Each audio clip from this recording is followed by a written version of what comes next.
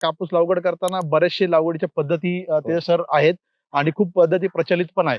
त्याच्यापैकी एक दादा लाड पद्धत जी आहे ती खूप प्रचलित आहे आणि शेतकऱ्यांचा त्याच्यावर म्हणजे विश्वास बसलेला आहे.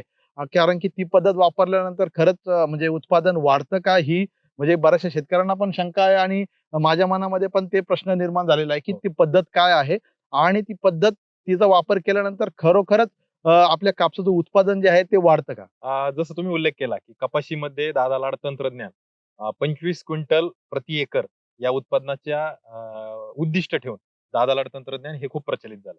आता दादा लाड तंत्रज्ञानमध्ये च्या डोक्यात एक गोष्ट असते, की दादा लाड तंत्रज्ञान म्हणजे मला गळफांदी छाटायची किंवा कपाशीमध्ये छाटणी करायची आणि मग माझं उत्पादन वाढणार. तर ते बिलकुल तसं नाहीये. दादा लाड तंत्रज्ञान जर तुम्ही समजून घेतलं, तर त्यामध्ये काय ते 6 मुख्य गोष्टी आहेत. पहिली गोष्ट अशी, की तुम्हाला कपाशीची लागवड ही मल्चिंगवर करावी लागेल. आता मल्चिंगवर लागवड करत असाल म्हणजेच काय त्याचा दुसरा अर्थ की तुम्हाला ठिबक तिथं असावं लागणार. तुम्हाला फ्लड किंवा पाठ पाण्यावरती कपाशी होणार नाही. मग ठिबक आणि मल्चिंग हे पहिले 2 गोष्टी. तिसरी गोष्ट आहे की ते सघन लागवड सांगतात.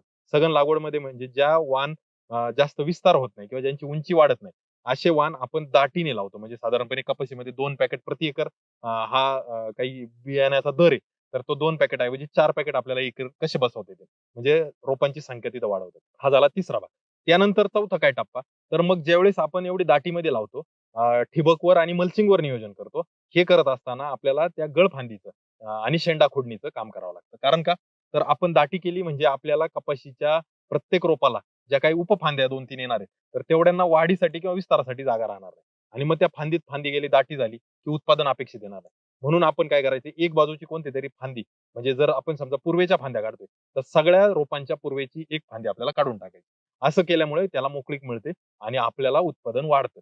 म्हणजे ह्या ज्या 5-6 गोष्टी आहेत, सघन लागवड असेल, ठिबक केलंय म्हणजे विद्राव्य खतांचा वापर असेल, मल्चिंग असेल, गळफांदी असेल, शेंडा खोडणी असेल, तर या सगळ्या गोष्टी संयुक्तिक केल्यानंतर ते दादा लाड तंत्रज्ञान आहे आणि त्या तंत्रज्ञानाचा जर आपण अवलंब केला, म्हणजे एवढं सगळं एकात्मिक व्यवस्थापन केलं, तर 25 क्विंटलचं उत्पादन आपण कपाशीमध्ये घेऊ शकतो.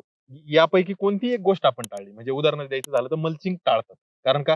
तर सुरुवातीला आपला खर्च साधारण ₹8,000-10,000 एकरचा वाढतोय. वाढतो. मग बरोबर. मल्चिंग टाळतात. मग एक जरी गोष्ट टाळली किंवा मग मल्चिंग टाळली त्याच्या पाठोपाठ तुम्ही ठिबक नाही करणार, मग फ्लड नाही करणार. मग तुम्ही काय तर फक्त सघन लागवड करणार. तर असं करून चालणार नाही. किंवा तुम्ही जी पण लागवड केली 4x2 किंवा 4x1 ची आणि त्यानंतर तुम्ही गळफांदी काढणार किंवा छाटणी करणार किंवा शेंडा खोडणी करणार. तर ती गोष्ट चालणार नाही. तुम्हाला या सगळ्या 6च्या 6 गोष्टी ज्यावेळेस तुम्ही करणार, त्यावेळेस ते दादा लाड तंत्रज्ञान त्याचा अवलंब तुम्ही कराल आणि मग तुम्ही 25 क्विंटल प्रति एकर या उत्पादनाच्या दिशेने वाटचाल करा. असं त्यामागचा अर्थ.